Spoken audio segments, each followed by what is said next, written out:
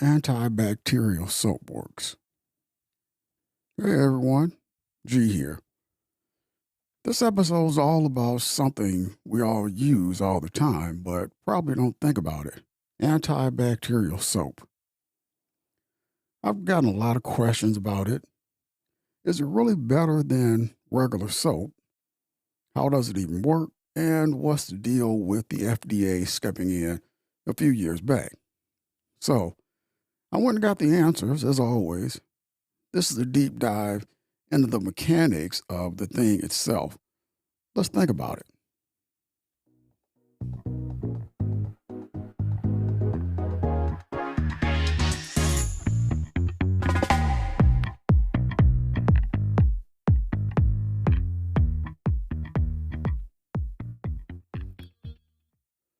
Welcome to the Stuff You Should Think About podcast. I answer everyday questions about the phenomena and objects around you in quick bite sized episodes. I go get the answers because you don't have time to, and I bring them back in a way you can listen to on your break, on your way home, while you're cooking dinner, or any little bit of free time you've got.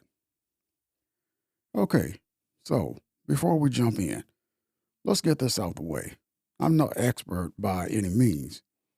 I'm not a microbiologist, a chemist, or a medical doctor. I'm just a deeply curious person who loves to understand how the everyday stuff around us functions. I've done the reading from reputable sources like FDA, CDC, and scientific journals, and I'm here to break it down for you. So, antibacterial soap. It's been a staple in medicine cabinets and public restrooms for decades. It promises a cleaner, more germ free clean than its regular soap counterpart. But to understand if that's true and what the debate is all about, we first need to understand what it is and how it operates on a mechanical level. Let's break down the process. Both regular soap and antibacterial soap work in two key ways. This is the physical act of lathering and scrubbing. Soap molecules are amazing. One end is hydrophilic, it means it loves water, and the other is hydrophobic. It means it hates water but loves oil and grease. When you lather up, the hydrophobic tails surround and pry germs, dirt, and oils off your skin. Then, when you rinse, the hydrophilic heads get pulled by water, washing the entire bundle, germs and all, down the drain. This mechanical removal is incredibly effective on its own. This is the antibacterial part. These soaps contain added chemical agents designed to kill microorganisms on contact, not just wash them away. The most common one you've definitely heard of is triclosan and its relative, triclocarbon. Here's how triclosan works on a microbial level. Bacteria needs to build their cell walls and create energy to survive and multiply. Triclosan specifically targets and disrupts a key enzyme involved in building fatty acids, which are essential building blocks for their cell membranes. By inhibiting these enzymes, triclosan effectively shuts down the bacterium's production line. It can't build a stable cell wall or produce energy. This either kills the bacterium outright or prevents it from reproducing. So, in theory, antibacterial soap offers a 1 2 punch. It physically removes germs and chemically neutralizes them. Now, this is where it gets interesting. and where you'll find a surprising amount of common ground. Across the board, from microbiologists to public health officials to regulatory bodies, there's a strong consensus on a few key points. Everyone agrees that the simple mechanical action of washing hands with plain soap and water for 20 seconds is overwhelmingly effective at preventing the spread of illness and infection. It removes the vast majority of harmful pathogens. There's a widespread concern about antimicrobial resistance.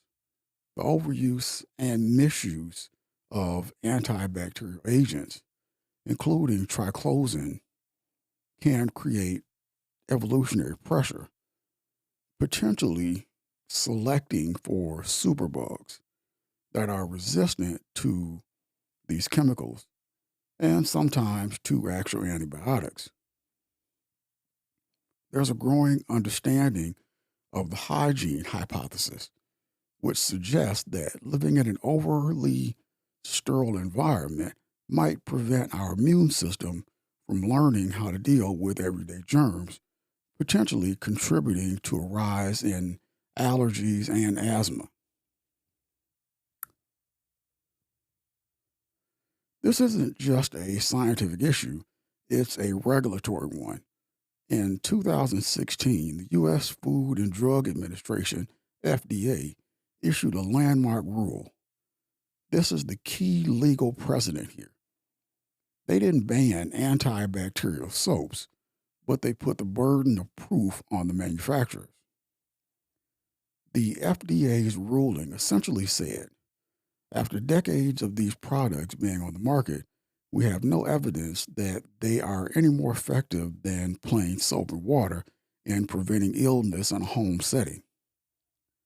Furthermore, we have concerns about their long term safety and impact on bacterial resistance. Therefore, if you want to keep selling these chemicals in consumer soaps, you must provide data proving that they are both safe and more effective than plain soap. Otherwise, they must be removed from the market. The manufacturers could not provide that conclusive data, so as of 2017, triclosan, triclocarbon, and 17 other ingredients were officially banned from being marketed in over the counter consumer antiseptic wash products. You'll still find them in hospitals and some healthcare settings where the use case is different, but they're largely gone from a soap aisle at your local store. All right, time for my transparent bias. After researching this, my personal non expert opinion has solidified. I'm a plain soap guy.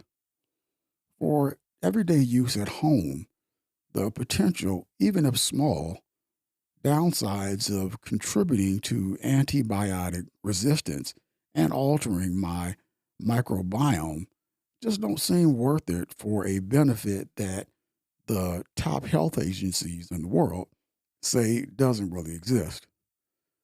I save the heavy duty stuff like hand sanitizer, which uses alcohol, a different mechanism entirely, for when I truly don't have access to soap and water.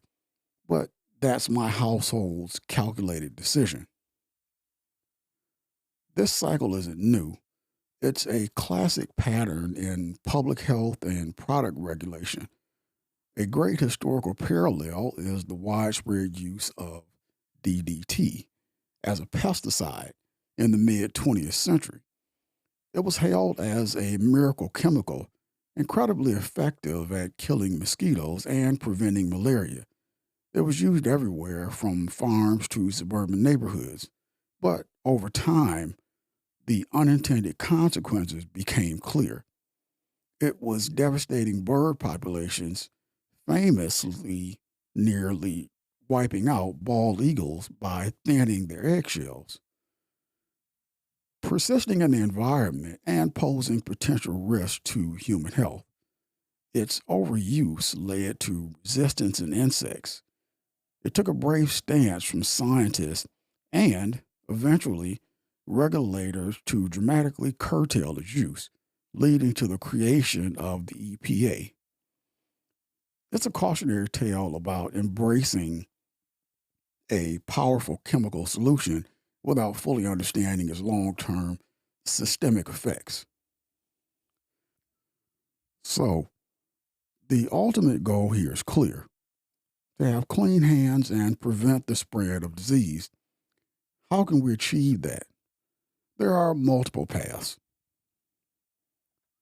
The simple solution would be to use plain soap and water through scrubbing for 20 seconds. It's cheap, effective, and has no negative downstream effects. The portable solution would be to use an alcohol based hand sanitizer with at least 60% alcohol when soap and water aren't available.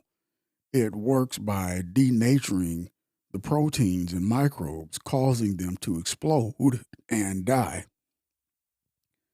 The targeted solution would be to reserve potent antibacterial chemicals like triclosan in clinical settings for specific necessary instances where the risk of infection is extremely high and the benefits are proven to outweigh the potential risk. All three of these solutions can effectively achieve the same. That's it for this episode of Stuff You Should Think About. A huge thank you for listening. And if you found this helpful, hit that subscribe button so you don't miss future episodes. Download and leave a comment about your thoughts and this episode or phenomena or object you would like discussed in future episodes on whatever platform you listen to this podcast. Until next time, stay curious. Stuff You Should Think About with G. All words reserved. This podcast is for informational purposes only. Statements are based on scientific understanding, historical records, and public policy. I hope that gave you something to think about. What's an everyday object you're curious about? Let me know in the comments below, and it might just become a future episode. Stay curious. I'm G.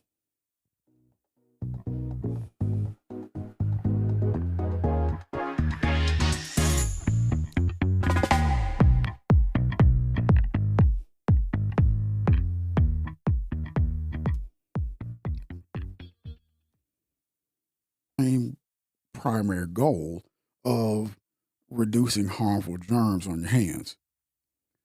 So, to wrap it all up, antibacterial soaps, specifically those with chemicals like triclosan, work by both physically removing germs and chemically disrupting their ability to function. However, due to a lack of evidence proving they are better than regular soap for consumers, and due to concerns about contributing to antibiotic resistant bacteria, the FDA ruled in 2016 that they could no longer be marketed without proven data.